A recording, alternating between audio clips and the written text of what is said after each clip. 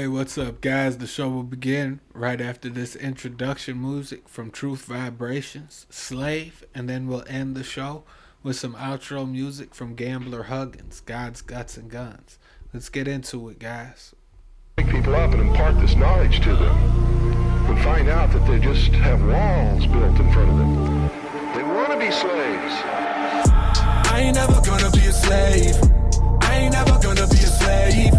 I will never play their games. I will never be their slave. I will never wear them chains. I will never be afraid. They gon' have to put me in the grave, cause I ain't never gonna be no slave. Yeah, I will never be afraid. Bill Cooper probably rolling in his grave. I look around and all I see is mind slaves. Blindfold on their brain with a muzzle on their face. Yeah, and I will never back down. There's no timeline where that ever goes down. Before I take that vaccine, you'll be hearing that sound. Best believe before that happens, I'll be clapping out rounds. Yeah, fuck the new world order. They lead lambs to the slaughter. Poison in the food, air in the water. So I fight for the future of my daughter's sake and hope that it make a difference. Either way, I'm with it, God is my witness. The system vicious, I will never be complicit. Fist and resistance to the finish. Talk about, I ain't never gonna be a slave. I ain't never gonna be a slave. I will never play their games. I will never be their slave. I will never wear them chains. I will never be afraid.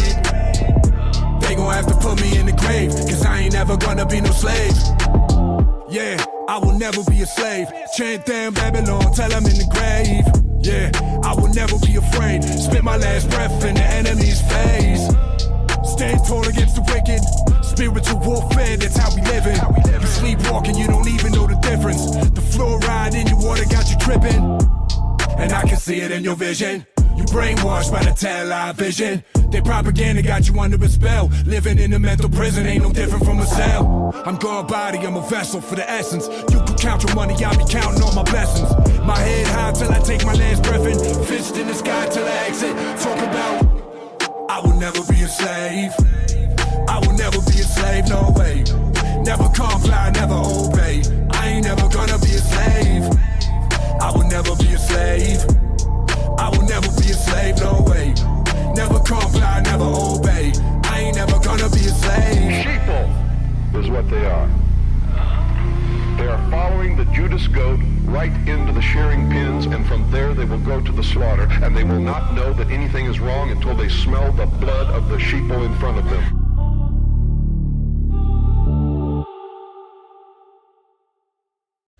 Hey, what's up, guys? This is the Mansplaining Mike Show, where wokeness comes to die. I'm your host, Mansplaining Mike, and today, guys, we're going to do something a little bit different. I don't agree with Trump on everything. I never claimed that I did. So the things I don't agree with him on, I'm going to point them out as we go along. I voted for America first. I didn't vote for Israel first. I didn't vote for any other country first. So even though I'm criticizing Trump, I still think he's doing better than the previous president, and definitely better than what Kamala would have done. But I'm not going to sit around and act like he's making all the right decisions. And those people who are, I think they're wrong. And you shouldn't always just get behind any politician just because you agree with them on certain things or they say things that you like. At all times, we have to hold our politicians accountable. Just because they're better than the last guy or I voted for them doesn't mean I'm not going to hold them accountable because they work for me. That's how this country works. Our politicians work for us, or at least they're supposed to. And when they're abandoning the ideologies that we voted for, we're supposed to point it out. That's how we hold them accountable. So anyway, guys, I'm going to start out with Thomas Massie. I don't think Donald Trump's war against Thomas Massie was a good thing. I think it's a horrible decision. I think he's abandoning his base with it. At least me, I'm part of his base. I voted for him 3 times. Anybody who's America first should be against this type of stuff. Going against the guy who's been voting against the government since the time he got into office. He's been exposing how Israel buys off our politicians, and this is the guy who you're going to get mad at because he didn't vote for a continuing resolution. And guys, just think about this. We got Doge in place, making the government smaller, supposedly, cutting back on the size of the government. So how the hell would we be funding the government the same way we were before? We have less government. So a continuing resolution means that the spending we had in place during the last Congress would still go forward now. So Thomas Massie voted against funding all of those companies y'all don't want to fund. All of those organizations you don't want to fund, the USAID, all of that is part of the spending bill because that money was already allocated to those people. So if the spending bill gets voted on and it goes through, the money would still go to those companies. There's nothing there stopping it from doing so. They're not closed down. They just have less people. So where would that money go? It would just be the government holding on to our money. Or they would be spending it out on whatever they wanted to behind our backs. They wouldn't be spending it on the employees that's gone because they're gone. You can't spend money on them anymore. Anyway, guys, let's see what Thomas Massie said about how these AIPAC handlers are what's controlling our government. And ever since then, he's been getting attacked. This is the wrong guy to get rid of. He's the only one telling the truth. Him and Rand Paul, they always vote against Israel.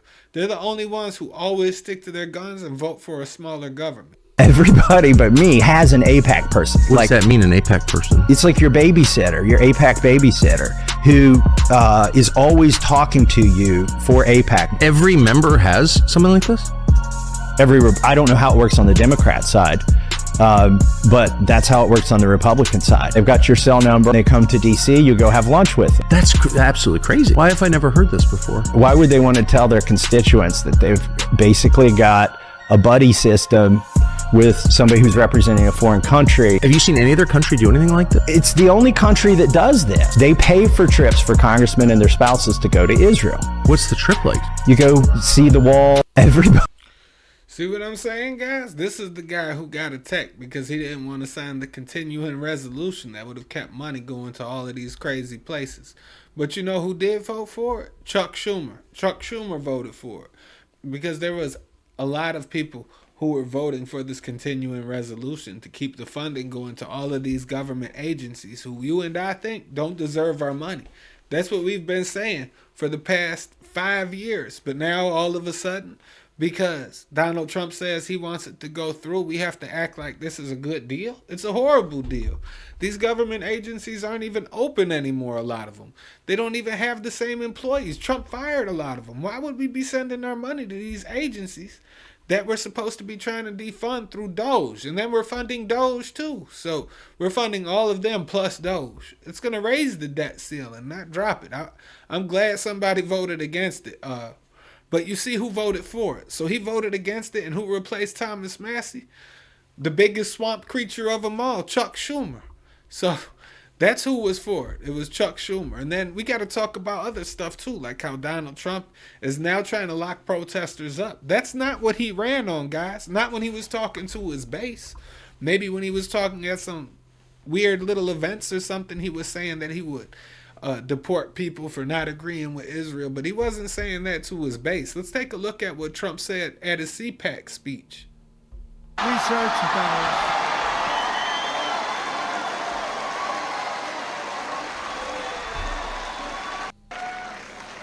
Today, I'm proud to announce that I will be very soon signing an executive order requiring colleges and universities to support free speech if they want federal research dollars. Well, that sounds good, doesn't it? But wasn't that what Mahmoud Khalil was doing? Wasn't he practicing his First Amendment? He wasn't a naturalized citizen, but he had a green card, which made him a permanent resident. And you're telling me he can't use his freedom of speech to protest Israel? There's people that burn American flags. They don't go to jail. There's people that criticize our government. They don't go to jail. But when you talk about Israel or you defend our First Amendment, you should go to jail. Look at these people who are protesting the arrest of Mahmoud Khalil. They're locking them up and sending them to jail. So they want to kick Mahmoud out of the country for protesting Israel. And then they're kicking these citizens of this country out of, or they're locking them up, throwing them into jail because they want to support a guy who doesn't support Israel. I mean, it seems like we have more laws protecting Israel than we do the United States, doesn't it? Let's take a look at this, guys. For protesting to help for protesting to help somebody with a green card not get deported for protesting another country. How crazy does that sound?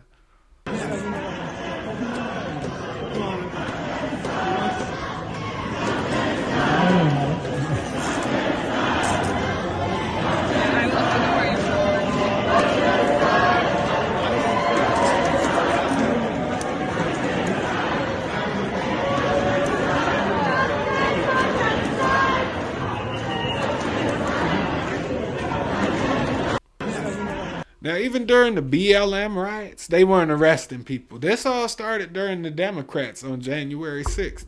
And all of us Republicans, at least the MAGA ones, we've been fighting against it. We've been saying free the January 6th protesters. Because freedom of speech doesn't have feelings. It doesn't matter if you agree with the speech. You're free to give any speech you want. You're allowed to criticize our government, but you're not allowed to criticize Israel, or we're going to deport you. And then if you support the guy who was criticizing Israel, we're going to lock you up.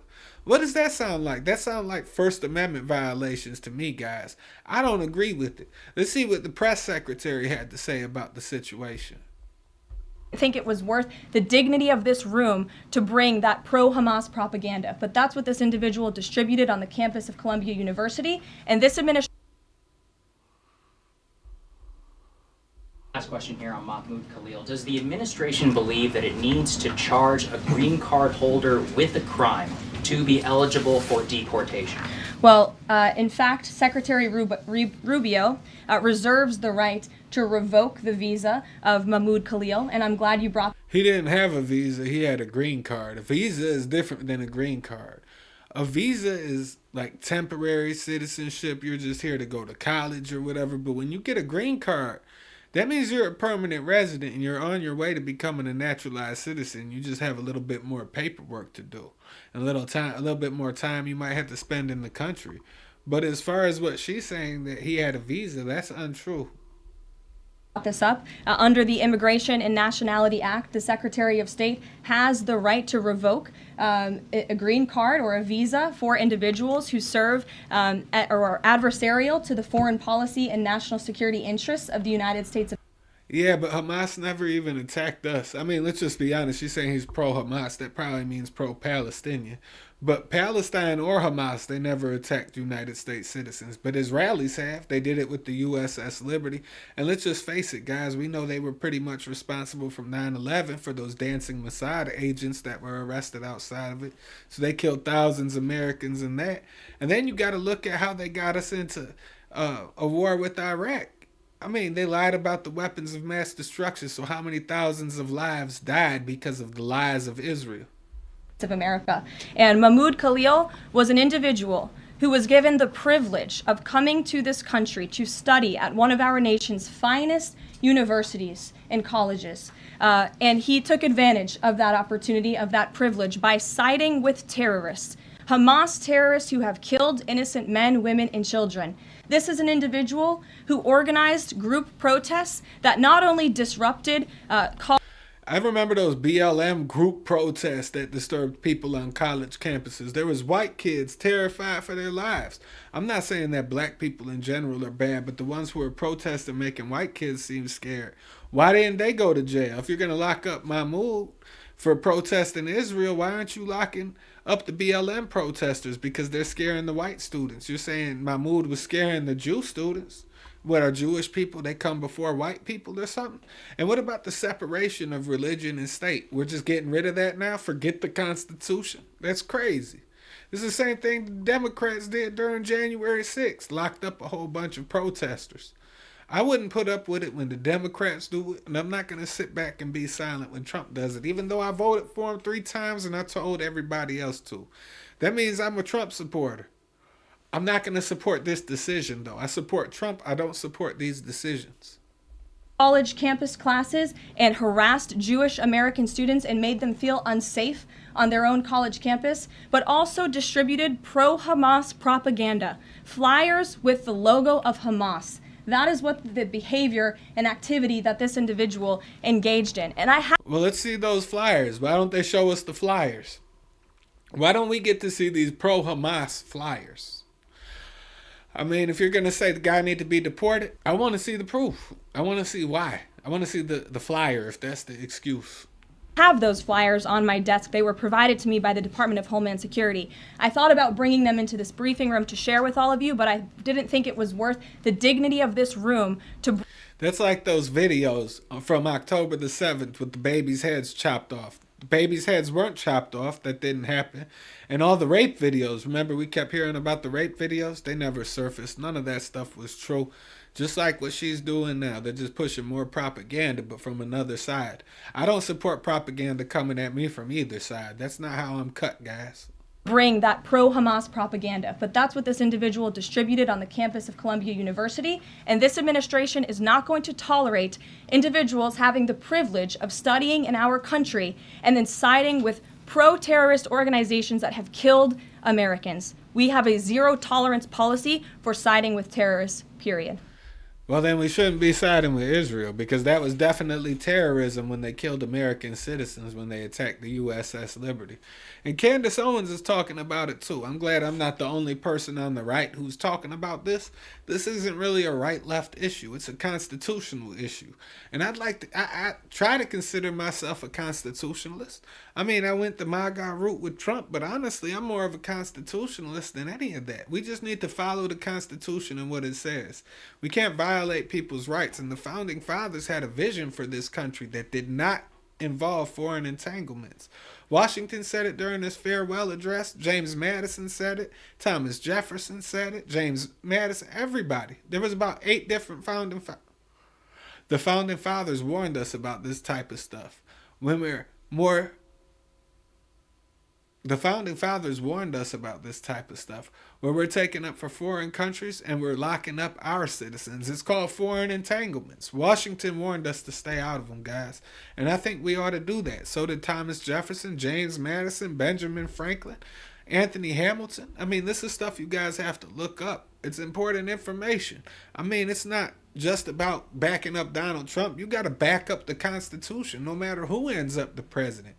That's what we're supposed to be fighting for. That's what makes America America, not who the president is at the moment. Now, of course, we're not going to watch all of Candace Owens' show. I just want to look at part of it. I mean, it's great that she's speaking out against this, too. She's another great person on the right. She's a Trump supporter, and she speaks out against the First Amendment violations on both sides as well. I'm glad to see somebody else is doing it, because a lot of people, they won't. They're scared that if they talk about Trump, they'll get abandoned. But Trump's base is feeling the same way you are. The people who aren't feeling that way are like the minority. They're controlled shields. Anyway, guys, let's get into it and see what we think. Happy Wednesday. Here's what I can say on both the left and the right. It seems that we have people that are playing a game of checkers and not chess. So to my liberals, who exactly are you winning over to your side when you attack Gwen Stefani for supporting a fellow Catholic because he's speaking to Tucker Carlson? Okay, we're going to talk about that. She's being attacked online for sharing an episode that was about faith. To my conservatives, I don't know who exactly we're winning over when we applaud the arrest, or rather not the arrest, the detainment of a green card holder, 3 days now, a legal resident of the United States, for speech that we don't exactly like or agree with. That's what at least it appears to be on its face right now. This is one of those That's why the First Amendment was designed for everybody. It doesn't matter if you agree with the speech. If you disagree with it, that's even more reason to support it. The person saying it. You don't have to support the speech, but you should support the person saying it, because he has to have nuts to get up there and say it. You know how many people probably are going to disagree with them and cry? I mean, there's probably a ton of people who going to agree with them and clap too. And that's the thing, guys. You don't have to please everybody in America, but you have the right to say whatever you want to say, whether it pleases you or pleases a person or pisses them off. That's the beauty of America. But let's keep going, guys, and see what else Candace has to say. Fun episodes where no matter who you are, there's something for you to be offended about. So let's jump right back in. Welcome back to Candace. The right to revoke a green card or a visa for individuals who serve or are adversarial to the foreign policy and national security interests of the United States of America. And Mahmoud Khalil was an individual who was given the privilege of coming to this country to study at one of our nation's finest universities and colleges. And he took advantage of that opportunity, of that privilege, by siding with terrorists, Hamas terrorists who have killed innocent men, women, and children. This is an individual who organized group protests that not only disrupted college campus classes and harassed Jewish American students and made them feel unsafe on their own college campus, but BLM was doing that to white students all during the BLM protests.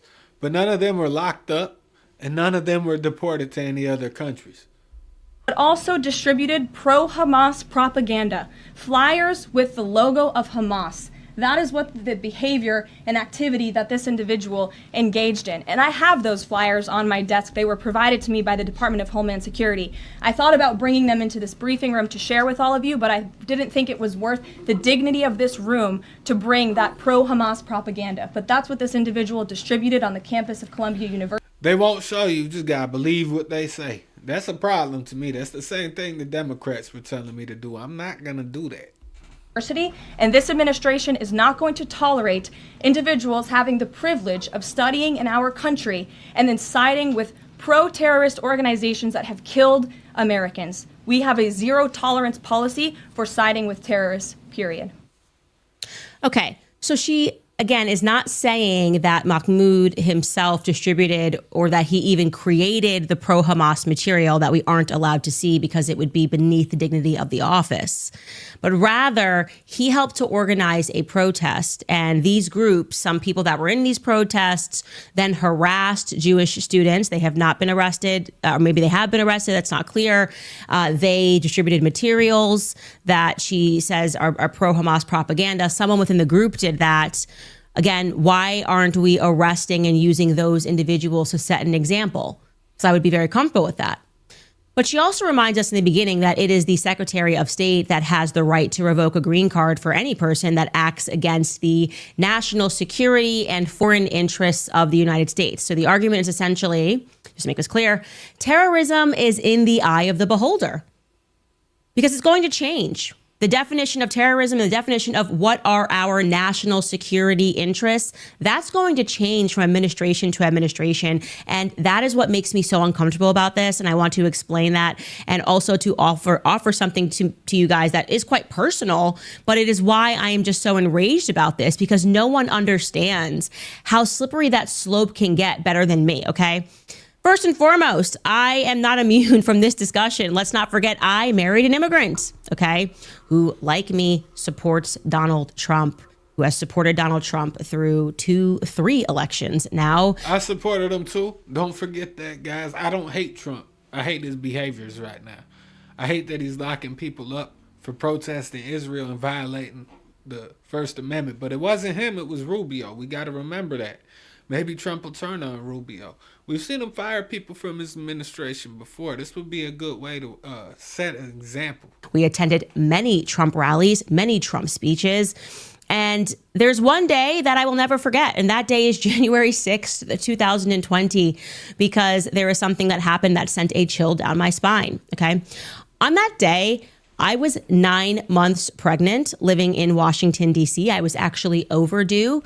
I ended up giving birth to my son 7 days later on January 13th, 2021. Pardon, let me correct that.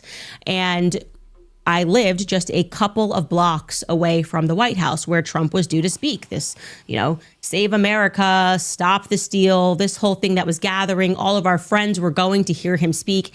And naturally, I would have been a part of this had I not have been overdue pregnant. So it really was just a God thing that I didn't attend this rally. And what ended up happening, obviously, was suddenly I started getting all these phone calls. Are you okay? Are you okay? What's going on? And I'm like, yeah, I'm just home. Like seems to be nothing going on. Next thing I know, I'm seeing images on CNN, MSNBC, talking about how there's been this insurrection, showing images of people pushing past police barricades. We're getting so much information, a lot of it which wasn't even true. We're being told that officers were killed, were bludgeoned to death, things that were clarified later that nobody even remembers were clarified as being wrong because it's all about selling the emotion on that day. I never fell for that either. You can see all the posts that they took the page I had during that time because I get censored for everything. But I was calling that out too. In fact, I just wrote an article about how this is the same type of thing that they're doing to Mahmoud Khalil. It's the same thing. They're telling you, just believe us, guys. Just believe us. instead of showing you the individuals doing bad things and them getting arrested for it. They did like a group arrest for a few bad actors. They arrested everybody in the crowd. And that's basically what they're saying with Mahmoud. Somebody was passing out these flyers during an event that he organized. Not that he was even doing it or that he created it. And what followed thereafter was genuinely like the secret police, like I said to you guys yesterday. So we would have been in attendance. People who didn't even go into the Capitol building had FBI people on their door. People were being encouraged to snitch on their neighbors. And what happened to me in my personal life was I had signed a deal with Hachette Publishing for my second book. And they called me up and they were telling me essentially that I was being put into a holding pattern because they weren't sure if they were going to revoke this book deal, this book offer, rather, for my second book, the one that is finally in my hands. I told you guys that this went through a lot. And they basically kind of wanted to have an interview with me to see what I thought about the quote unquote insurrection. And we're But anyway, guys, I just wanted to show you I wasn't the only one talking about it. She brought up some points I brought up too. Whether I brought it up in the show or I brought it up on my page where I write articles, you guys should check out my page, Mike B. Mansplaining, or Mansplaining Michael on Facebook. That's where I do most of it. I'm also on GETTR, Getter. That's more of a free speech thing, so if our speech gets censored again, you'll catch most of my posts on there. You can find most of the posts I make on there anyway, as long as it's an article or a show I did. So make sure to check me out on Getter, guys. And I mean, this was an interesting week. I mean, it's really uncovering a lot. I hope that Donald Trump can turn this around and he stops violating people's First Amendment right for protesting in another country. I think that's ridiculous. Donald Trump wasn't locking up the BLM protesters when they were causing all the ruckus, burning down police stations and all the other stuff that happened. They weren't being prosecuted. They weren't being deported. I'm sure there were a couple illegals in there, but I mean, it's like a double standard. You can protest America, you can burn our flag, but you ought not be protesting Israel on a college campus. I don't know what the hell kind of law that is. That's not America. That's not what our First Amendment says, Donald Trump. I voted for you, brother. I've been here for you since the beginning, since the first time you ran. But something's happening, man. This isn't you. This isn't even what you were saying where you were talking about how the First Amendment needs to be protected. So it needs to be protected as long as you like the speech, or it needs to be protected. I mean, it's a slippery slope we're running down for real, guys. I don't know what to tell you. I mean, I think it's horrible. But yeah, I showed you the clip earlier. Donald Trump has said, we need to protect the freedom of speech, especially on college campuses, and now he's locking up a college kid for protesting Israel. That doesn't look good to me, guys. Anyway, this was the Mansplaining Mike Show. I hope you enjoyed the show. Make sure to like, comment, subscribe, and share this with some sissy liberal who will cry about it.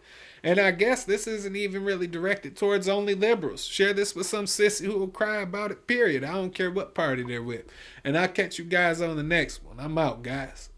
As promised, guys, we're going to end this show with some outro music from Gambler Huggins, God's Guts and Guns, guys. Make sure to give him a follow. Like, comment, and subscribe to his channel, too. Let's get into it.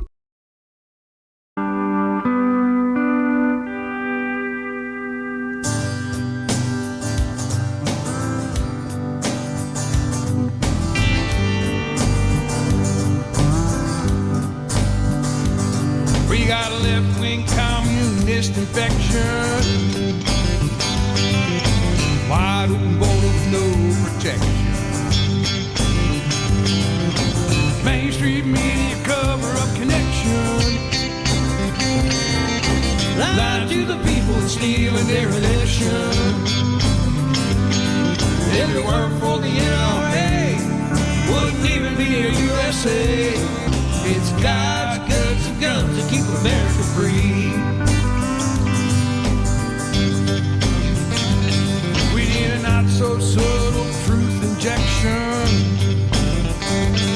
When they call it revolution, call it insurrection. I'll give that one a big kiss my ass rejection. It'll never pass the test on lie detection. If it weren't for the NRA, there wouldn't even be a USA. It's God's guts and guns that keep America free.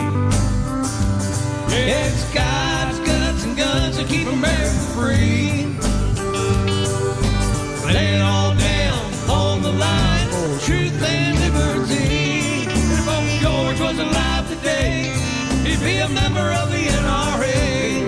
It's God's goods and guns that keep America free.